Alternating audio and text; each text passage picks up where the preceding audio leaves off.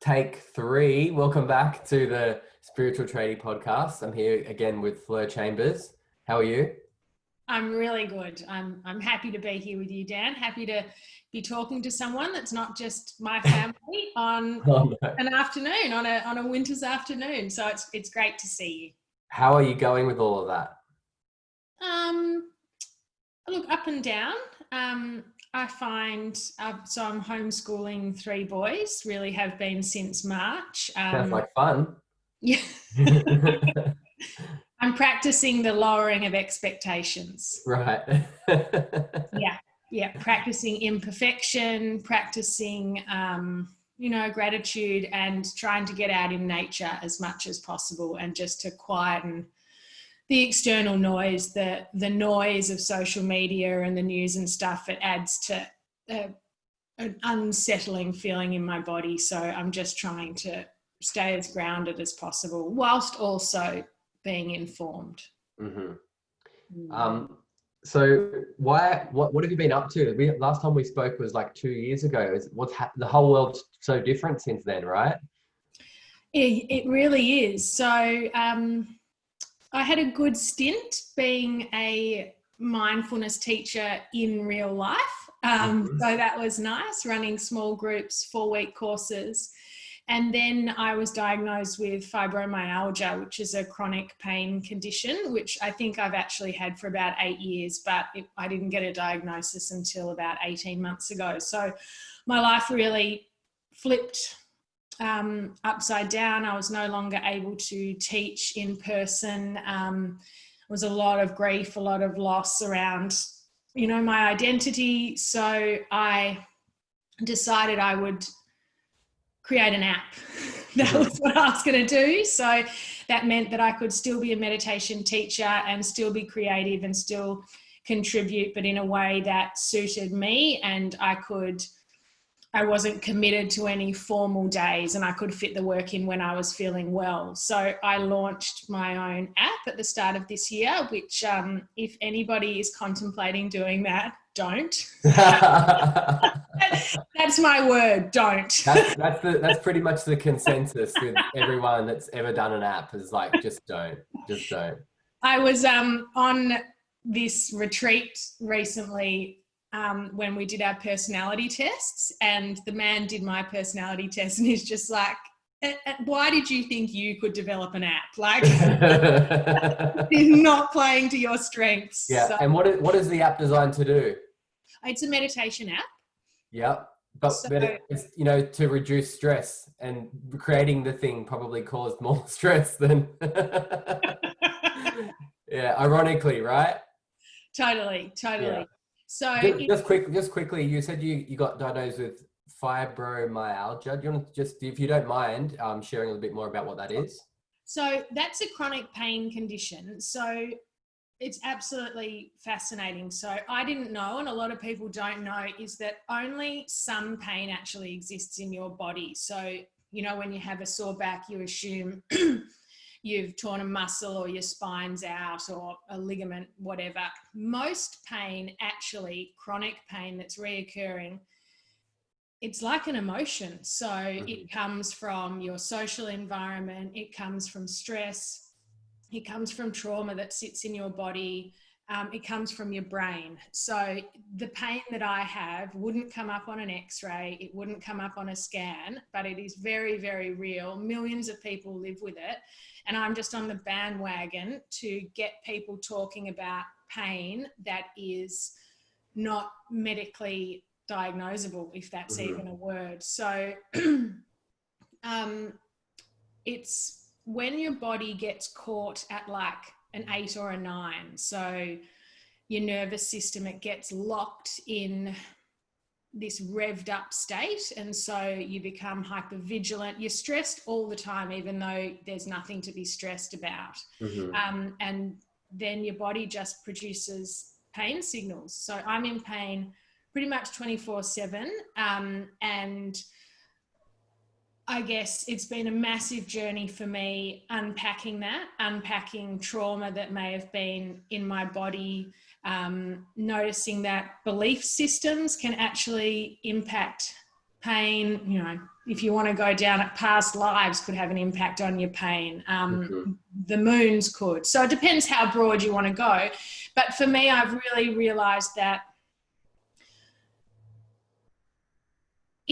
having belief systems that make your life harder definitely contribute to pain. So I have been unpacking some of my beliefs, and they're things like I can only rest when I'm exhausted, or it's not okay to say no if someone asks, or I'm 100% responsible for my children's safety. You know, all of these beliefs that sit deep down in our subconscious, they're having a really powerful impact on our body, mind, and heart, and our actions and thoughts every day. So it's only when you bring those beliefs into your awareness that you can then realize what a huge impact they have. So I'm just curious all the time. And I guess I've gotten to the point with my pain where I can see it as a gift. And when you can genuinely see pain, be it physical, emotional, financial, your love life, whatever, when you can see pain as a gift, that's when it shifts. So that's where I've been, but it's taken me a long while to get there. So you also said you had it undiagnosed for a long time as well? Because I just kept on going to like physios and chiros and doctors. I mean, a lot of people with this condition end up getting hip replacements, hysterectomies, you know, spine operations because they don't get the right advice and they're only serviced through the medical model. So, I mean, imagine getting your hips replaced, recovering from that, and then realizing the pain was still there because it was an emotional pain in the first place. So I feel very blessed that when I was first diagnosed, the man realized I was a meditation teacher, and he said two things to me. He said, Fleur, there's no pill you can swallow, so don't even try. And all you can do is change your attitude to the pain. And I felt like giving him the big fat finger at that stage. But and he could have been a little softer in his delivery, but I now understand what he means. Yeah. I mean, if he had have told me to see the gift in my pain, I really would have punched him in the balls. But yeah.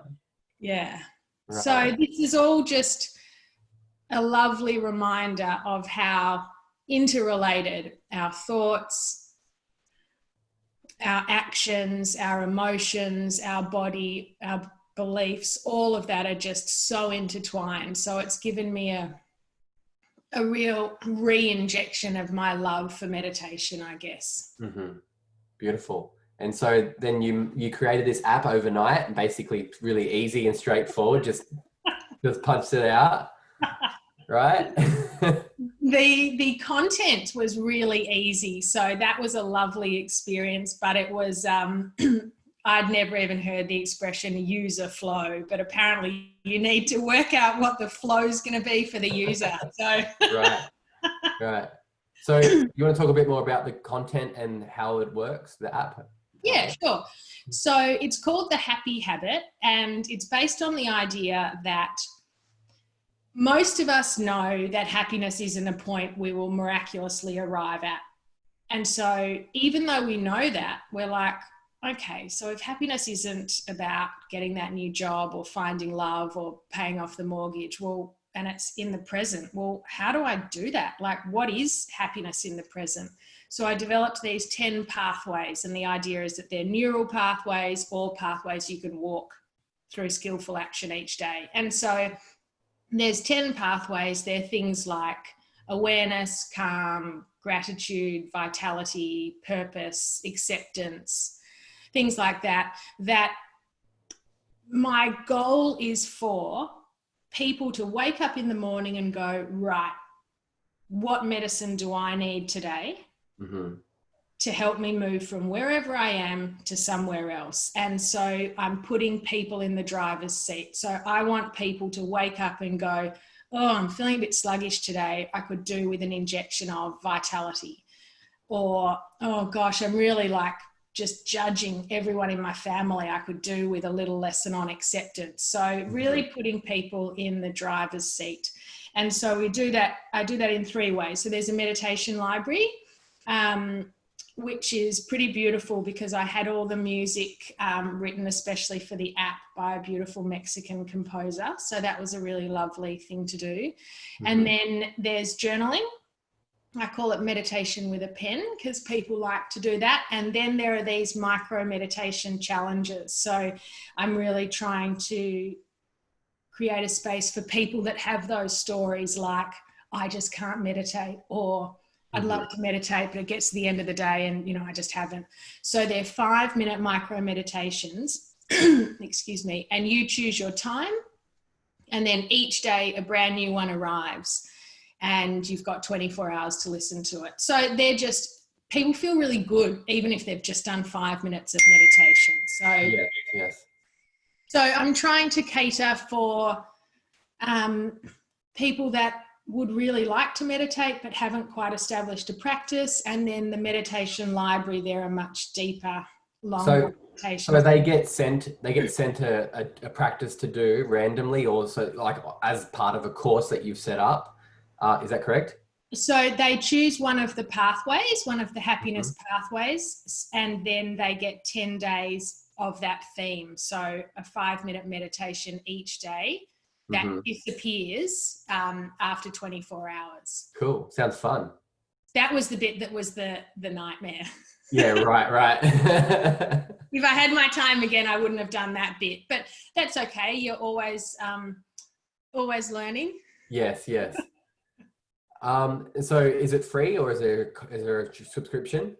So there's about 20% of it is free for as long as you like. You don't need to hand over any credit card details, and then you can subscribe for, I think it's $4 a month or $48 a year, but you can do an entire 10-day happiness challenge for free as many times as you like. So I was trying to separate myself from other apps that are like, yeah, it's free. Yeah, it's free. Just give us your credit card and then in a week we'll be charging you. And you're like, damn, that wasn't free. Yeah. Yeah. So I didn't, I decided that I just wanted people to be able to access it for free for as long as they liked. And then $4 a month and $48 a year. It's pretty reasonable. It is very reasonable. Yeah. And so, is it more aimed for, the people at work, people, in corporate, or just any, mums or dads, or who's the target audience with it? So I'm on Insight Timer, that very big app. And it's very interesting to see who my audience is, because, my meditations on there have been downloaded 850,000 times, and I've got 4 courses on there. And I have realized who my audience is through my communication on there, because actually you have no idea who you'll speak to. So I see myself appealing to 3 types of people. One is people who are like 28 to 35 they're still hoping for some more stability. They're hoping maybe to find a partner, to have a bit more security. They're in that sort of searching, I hope life turns out how I'd like it to. So there's one group. And then there's another group of people that are in the thick of a certain life, probably managing work, a mortgage, some health issues, maybe a divorce, maybe some financial stress, and they're just realizing that life hasn't actually turned out as they thought it would. And then for some reason, my work really appeals to the retired man and woman and any other, gender and persuasion, that have gotten to about 65 or 70 and they're like, I thought I'd like myself more by now. I told myself when I'd paid off the mortgage, when the kids had left home, when I had a grandchild, that I'd be happy. I'd be happy just gardening and whatever. And then they're dealing with a lot of, who am I? What's left for me? I'm at a stage where there's a lot of loss. So the oldest lady who's done my course was 96. Wow. It's pretty cool. And she just started writing a book, which I just thought was so awesome. It's amazing. Yeah. So, but I think that who I appeal to is people that life hasn't turned out as they hoped. Well, hey, welcome to the club. Yeah. And it's like, how do you still be happy? And when I mean happy, I don't mean like rose-colored glasses. I mean, how do you have a sense of presence, resilience, appreciation, even when you're dealing with disappointments and setbacks? Yeah. I like it. So does that feel like, if you were to think of like who your perfect audience is, or who really likes your work, do any of those groups ring true for you? I guess, yeah. I guess the people looking for a change, looking for something different, looking for something deeper, you know, where, like you said, you might have the things on the surface, you might have attained the status and the goals that, you know, you promise the happiness in the beginning, or the things we think that are going to fulfill us. And then when we get there, we're like, oh, there's no fulfillment here. Where is it? And so then you go on that journey. So it definitely resonates. And I think, as much as I hate to say it, having it as a 5-minute challenge caters to where the world's at right now. And it's just like getting people to sit down is so hard, and getting people to stop they're just being in their habitual stress. And like you said, in the cycle of just staying in the unsustainable rhythms of life, just that 5 minutes to break it up and to get people into it is perfect, you know, because it doesn't require half a day, and it doesn't require, you know, too much time, so they can sort of manageable. And I want people to have a win. Like, I want people to do the 10 days and to be having a walk with their friend or talking to their mum or whatever and going, can you believe I did 10 days of meditation? Like, if I can do it, you can do it. Like, this is the conversation I want people to be having, because it's amazing. Even though meditation is so mainstream these days, there are still those really archaic ideas around it, that you've got to sit up straight, your legs have got to be crossed. Up your mind. I mean, I have coined this phrase called meditation, because I meditate in bed. I'm shameless. I get a heat pack because I can't sit up and meditate. So I do that. And I'll tell you what, I could write a whole course and teach people 1,000 things, and the only thing they will take from it is, it's okay to meditate in bed. Like,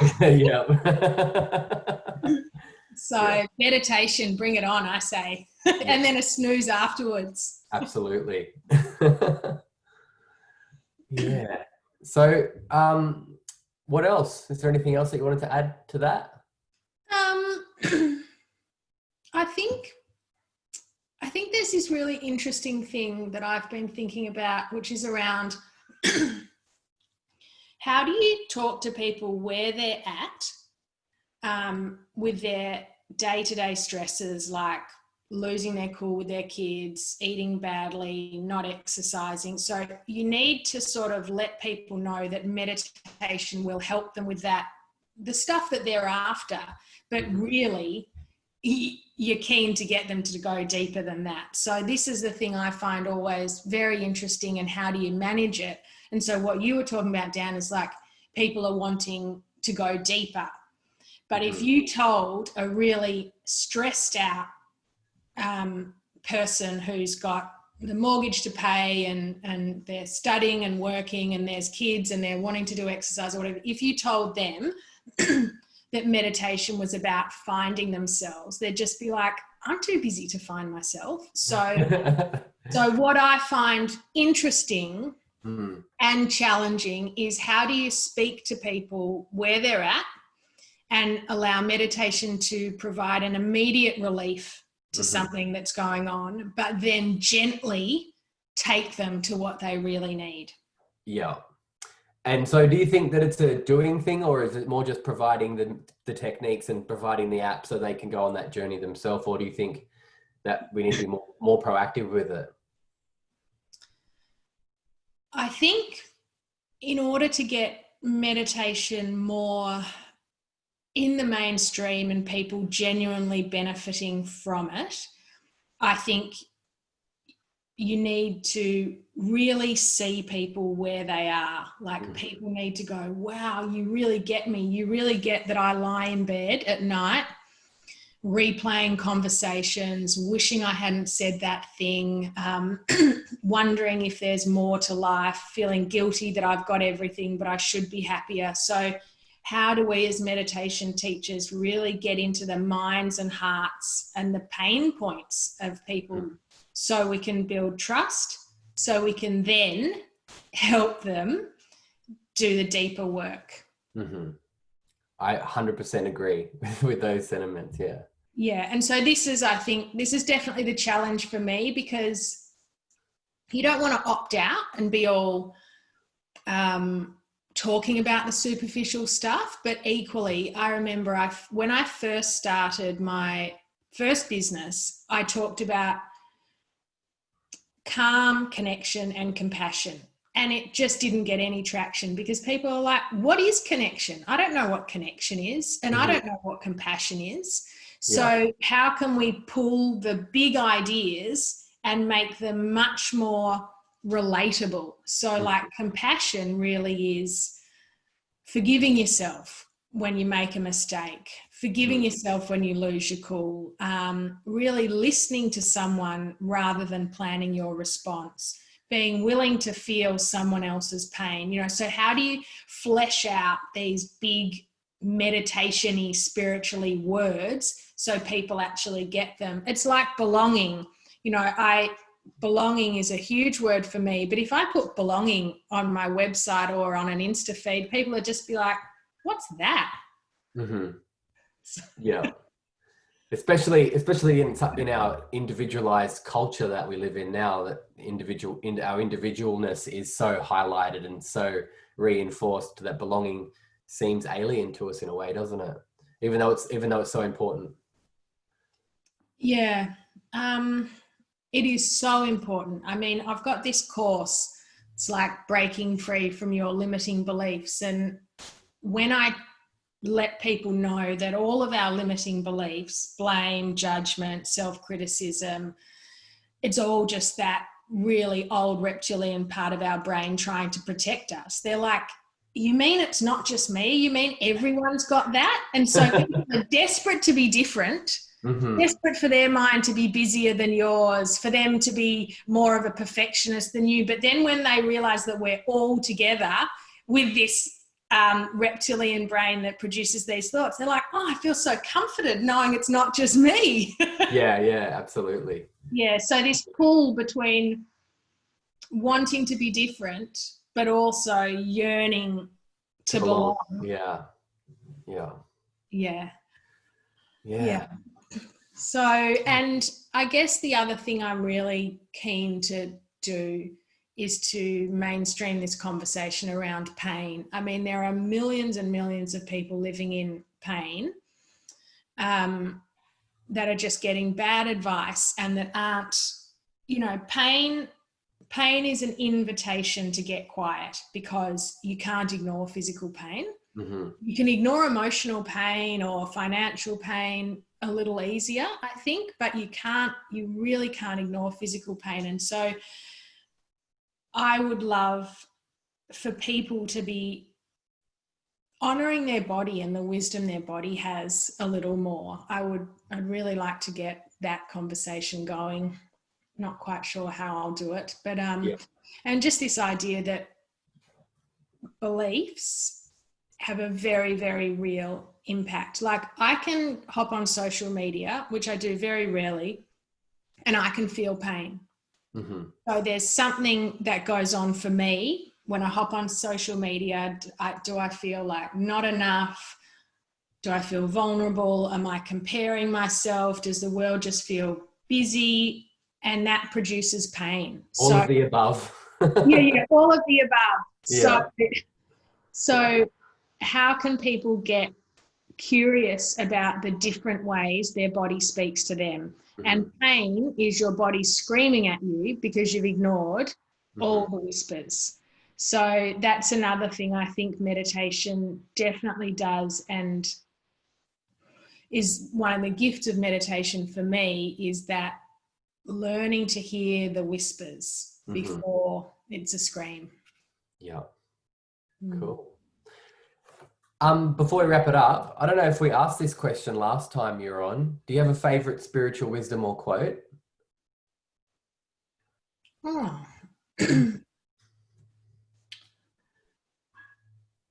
No, but I do just really like this idea, where attention goes, energy flows. I think that's the way I live my life, and it's so true, isn't it?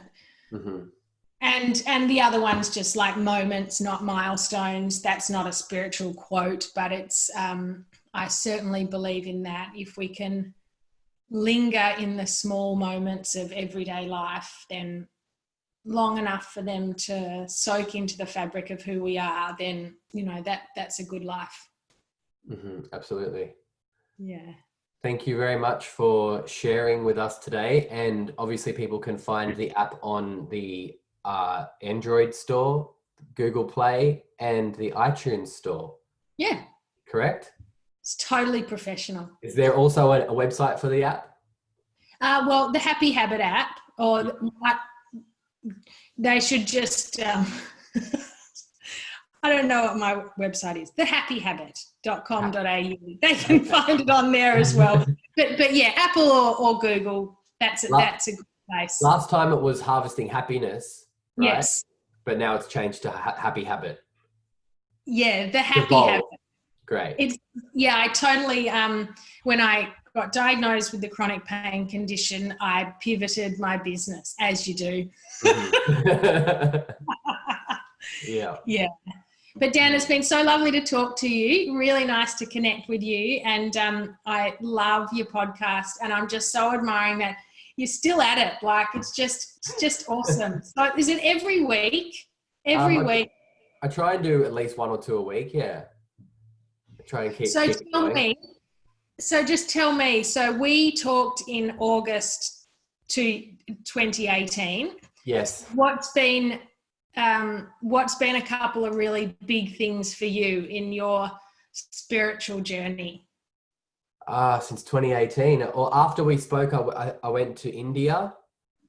I had a parasite, which highlighted some pain of my own in a sense. It's brought to the surface some pain, and everything you were saying when you're talking about pain, I completely agree with, because I've been dealing with back pain for the last couple of years, and I have this sense it's like it's not real pain. It's not real. It's in psychological. It's energetic. It's not in my body to be found. But it's there, and it reemerges, and like you said, the body's trying to give you the knowledge, trying to give you the information, trying to release, trying to heal. And so I've been on that journey as well of going through that, as well as leaving Melbourne and moving up to Byron.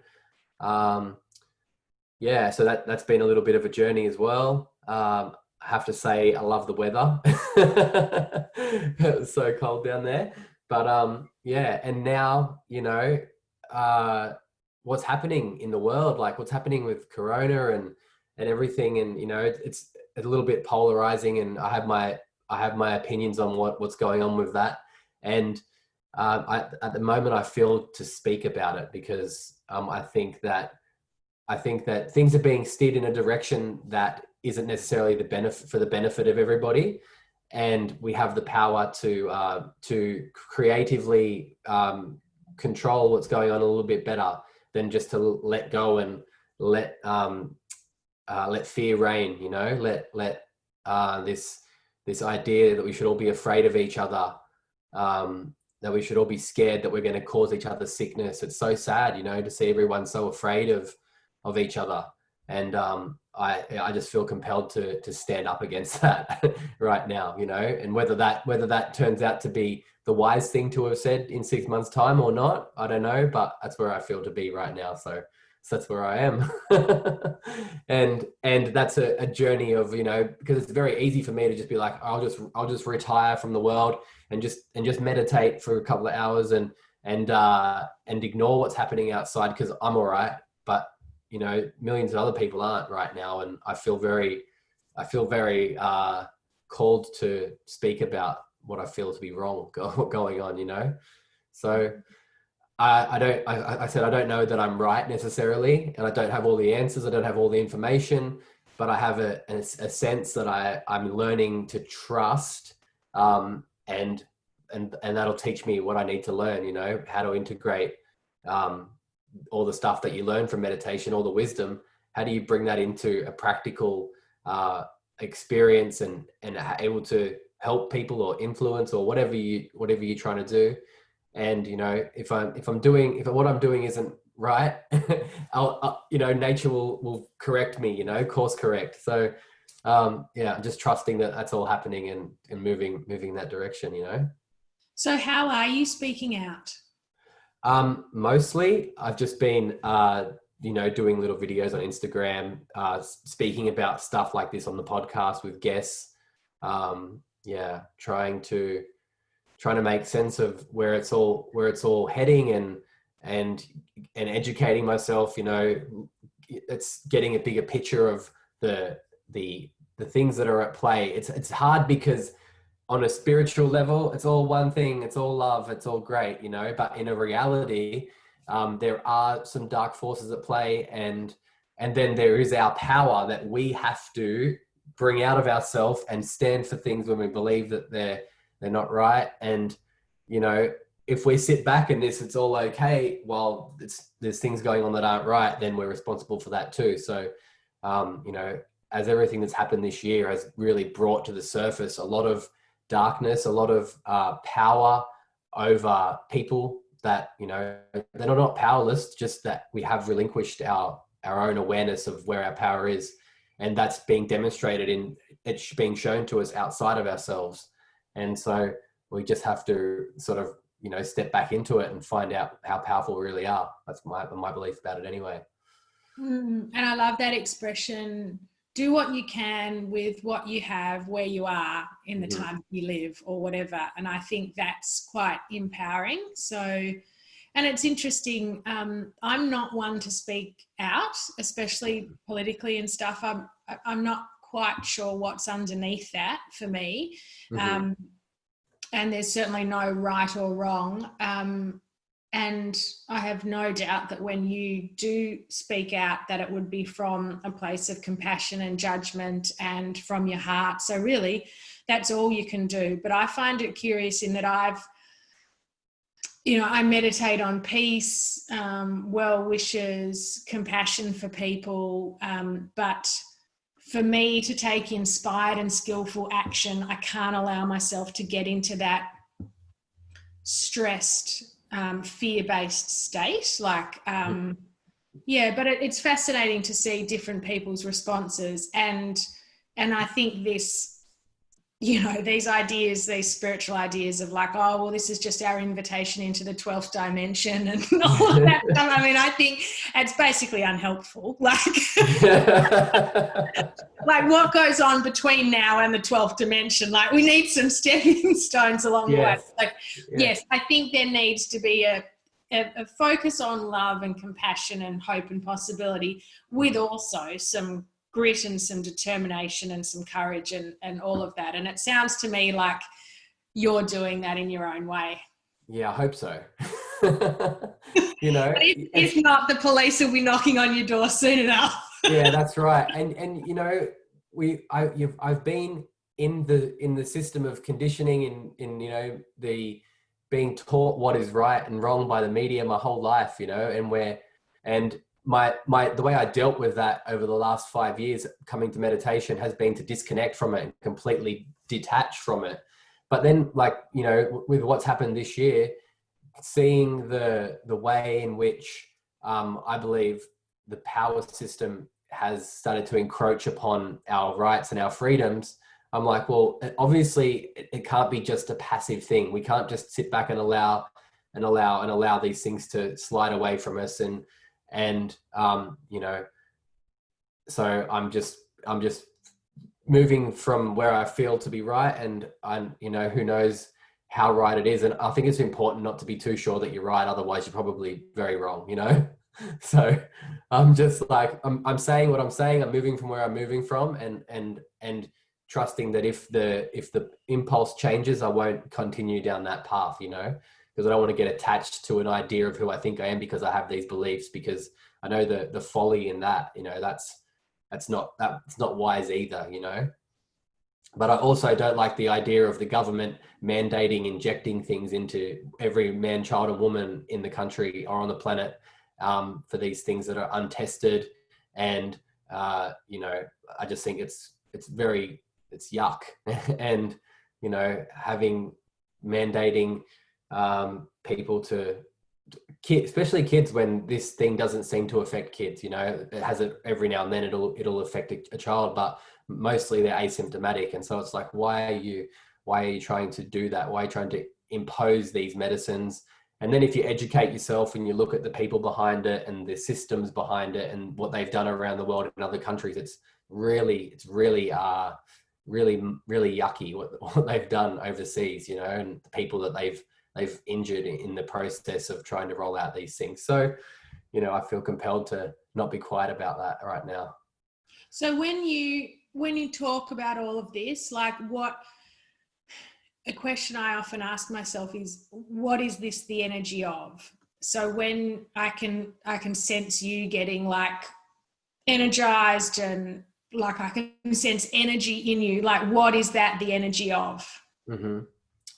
I hope it's the energy of empowerment and the right to refuse. You know, the media's towing a conversation of this is how it is, and everyone needs to be afraid and fearful and hide in your house and mask up and isolate and distance and quarantine. And so there's a lot of people that are in that place watching the news like, the world's ending. Look at all these deaths. When we look at the world on a big picture, and we look at the rate in which people are being born and dying on the planet, it's completely mind-blowing. And you know, COVID is a very small fraction of that turnover. And so when we put our attention on any one thing, of course we're going to be like, oh, there's a big problem here. But if we look at the health conditions, like you say, you know, heart disease, you know, diabetes, all these conditions which are preventable, which we cause to ourselves every day through a slow burn of eating unhealthily, living unhealthily, drinking a lot of alcohol, unprocessed foods, all these things. If we were that intensely focused on these things, we would really drastically improve the health of our collective. But we're not. We're focused on this novel disease, and it's very, you know, it's very small in its impact compared to a lot of other things which are a lot more damaging. And so the energy that I feel is here is one of concern for the moment.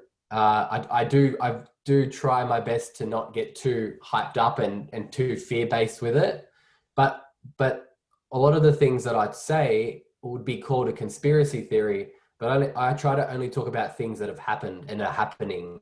Like, it's not a conspiracy that everyone's been locked in their houses in Melbourne and that a curfew's been put in place, and, you know, 5K distance travel restrictions have been implemented, $5,000 fines, $20,000 fines for breaking isolation. So that's not conspiracy. That's quite scary and quite real.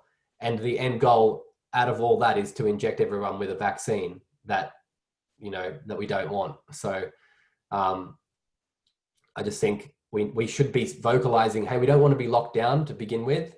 If people are at risk and they want to, you know, isolate, they should have the right and the support of the government to stay home and look after themselves. But I don't think you should be able to entrap the entire 6 million people in Victoria over this. That's my opinion, and it could be wrong. So, you know, yeah. Well, yeah, I mean, I'll tell you, it's certainly not a conspiracy, because I'm living it here in Melbourne. Mm-hmm. It is very, very real. Yeah. Mm. I make a big effort when I've got my mask on to get eye contact with people and to smile, because it's just so easy to look down when you've got the mask on. So Yeah. yeah, and I just think that asking yourself, like I do it quite a few times a day, what is this the energy of? And you're like, this energy of whatever, it's not personal. It's just here. I'm willing to accept it. I'm willing for it to come and go. So you can sort of still be empowered and still take wise and skillful action, but without sort of getting really, really pulled into things. So it's like, what is this the energy of? And as if it's just coming and going and it's flowing into you, but it'll flow out of you as well. And I think that's sustainable. But these are certainly unusual times, and I'm admiring of you being willing to talk up and have an opinion. And I'm going to get on and make sure I watch your Insta stories now. Yeah. You know, sometimes I just talk and I go, and even when I listen back later, I'm like, I probably went a little bit far with that idea, or wasn't compassionate as I would like to be with that idea, you know. But yeah, I'm learning the hard way. Just one more question about that. So you know how people talk about manifesting and speaking from a place of intuition, and they talk about channeling, like channeling something much broader than them that literally comes in and downloads. Like, do you feel like that's what you're doing when you're speaking? So you don't have anything planned and then you just get overcome by a download from the universe. Do you think that's what you're doing, or are you speaking from a very real egoic body? I wouldn't call it channeling. I would, I feel like I'm speaking from seeing what happens if we don't do anything. You know, I don't think that the government are necessarily bad or evil people, right? But there's a saying, absolute power corrupts absolutely. And that power needs to be checked. And at the moment, Daniel Andrews has thrown out the whole idea of a government, and he's just taken a rule over the state. He's said, the state of disaster, there's no more parliament, what I say goes, and that is totally unacceptable. And so, you know, everyone's being restricted and whatnot, and there's no goal. You don't know how long this is going to be for. He says 6 weeks, but he could turn around at the end of 6 weeks and go, well, you know, we need another 6 weeks, or he could say till after Christmas. And yeah, but when I'm speaking, I'm like, well, I feel like this ends up in a bad place. That's why I'm speaking from. I'm like, if we don't, if we just alienate people that have an opinion that's different from the narrative that the media and the parliament's trying to push onto everyone, if we keep shutting down that voice, then it's just going to be compliance, and they're going to do more restriction, and the end goal, the really thing that gets me is that they're going to bring out, if there's no resistance, they're going to bring out vaccine passports, and they're going to pressure everybody to get vaccinated so they can go to work, or, you know, to go to traveling overseas or interstate. And I just think it's very dodgy and unethical to want to do that, to want to mandate putting poison in people that haven't asked for it. Mm. And so that's the place where I'm speaking from when I do the talks. And, you know, I've done a little bit of research, and I try to steer clear of the really crazy, far extreme conspiracies, and just stick within a kind of bandwidth that's half normal, you know. But it does seem that there are things that have been covered up, especially in America, with, you know, because everybody doesn't like Donald Trump. So if he says something's good, then they have to say it's bad. And there's been that happen with COVID. And so, you know, there's a whole lot of things at play, but it all comes back to, at the end of the day, is the statistics that we have, do they justify shutting down the entire state and destroying 250,000 jobs and millions of people's lives? Even though lives are lost, people pass away all the time from a whole range of things. And so it's completely disproportionate to say we're going to shut down the entire state, destroy the economy, destroy the livelihoods of people. You know, that people are going to lose their homes, going to lose their businesses. And so it's very short-sighted. And so that's why I'm speaking from that place of, hey, and a lot of people as well, this is what gets me. A lot of people feel, I don't like this, where this is going. I don't want to wear a mask, but I have to because I'm compelled, but I feel like it's wrong, and they're doing it anyway. And so what I'm trying to do is say, hey, if you're feeling the way you are, there's a chance that someone else is and someone else is. And if we collaborate in that energy and be like, we stand up for ourselves, then we change the collective, because we show to each other, we signal to each other, hey, I'm a light, you're a light, and those turn all the lights on, and then the darkness can't sustain. That feels very heavy on my chest. Yeah. Yeah. Yeah. Yeah. Okay. It's just what I feel. And I don't know. It's kind of personal. It's a personal question to ask you. How do you feel about the possibility of the government vaccinating your children with this brand new vaccine that hasn't been tested properly and has been rushed through?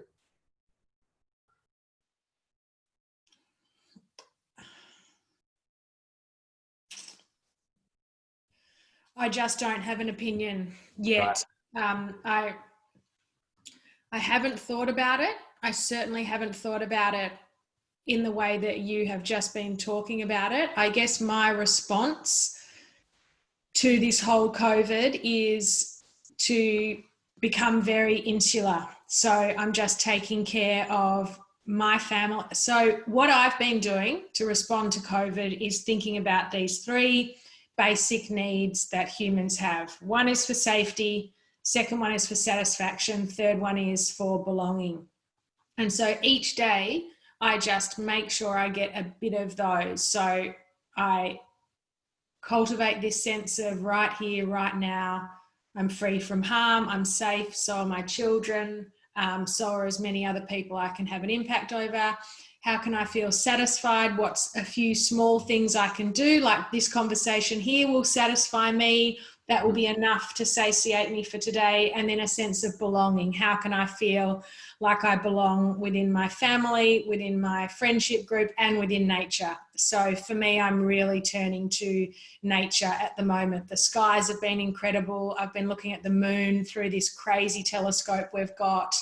I'm near the water, so the tides have been incredible. So I guess that has been my response. And I do have an idea that we have a responsibility to care for the most vulnerable people in society. So I've worked in aged care before. So I guess I'm coming from that position. I don't make any judgment of people that have a different idea to me. I just find it all interesting. But I really haven't thought about that vaccines question, but I will give it some thought. I wouldn't be rushing to the doctor, that's for sure. Mm-hmm. Yeah. But yeah, I think we all respond to stressful circumstances in very different ways. And I just think, if anything, it's very interesting to see how different people respond. And you and I are coming from a very different perspective, me sort of really getting quite insular and primal and basic needs, and you are sort of much more expansive and bigger picture and politics and the world. And I think each response has its merits, and it, I think there's just, I don't really make any judgment. I mean, I make judgment of people like Donald Trump, but I don't make judgment of, the everyday person that's just trying to respond in whatever way makes sense to them. Yeah. Mm-hmm. Yeah. Yeah. And it is interesting the way in which we respond to each situation as well, like you said. So. And my husband has a response which is more similar to yours than mine, but his comes from a financial, economic. So yours is around power and empowerment and control, whereas his is around financial, economic sort of stability. So it's one of the, we've come back to this idea of, whatever beliefs sit underneath is what guides your reactions and your words. So it's very interesting. People can have the same external reaction, but it can come from a different set of beliefs underneath. Absolutely. Yeah. Well, I feel very pleased to have had this conversation with you. It's opened opened me up, and I'll go for a walk along the beach and close back in. Yeah, Oh, not really. I'm just joking. It's been great to chat with you. You too, Dan. You're doing awesome things, and thanks for having me on the podcast. No worries. Well, and I'm gonna share some stuff on the instas of your app and stuff like that as well. So get it out there and get everyone on it. Yeah, let's get people meditating. Yeah, absolutely. Solution to all the problems, huh? Yeah. Okay, thanks for having me, Dan. Thanks again. See ya. Bye. Bye.